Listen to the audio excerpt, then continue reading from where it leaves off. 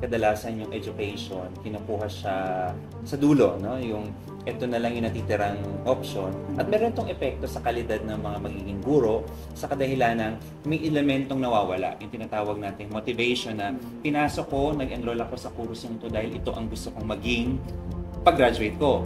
So dahil sa kababaan siguro no, or kawalan ng tinatawag nating motivation at may ibang plano ang estudyante, maaaring yung level ng interest para sa pagkuha ng mga kurso na related sa edukasyon, mababa.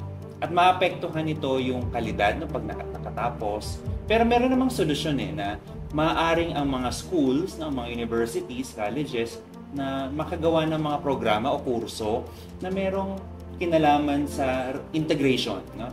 Na programang maaaring mag-imbita, magpakita dito sa mag-aaral na to na ang pagiging guro, ang pagkuha ng kurso sa edukasyon ay merong mataas na balik para sa kanila pag-graduate nila. Hindi necessarily na kailangan monetary, meron din siyang goodwill at non-monetary benefits kapag kinuha mo itong kursong ito.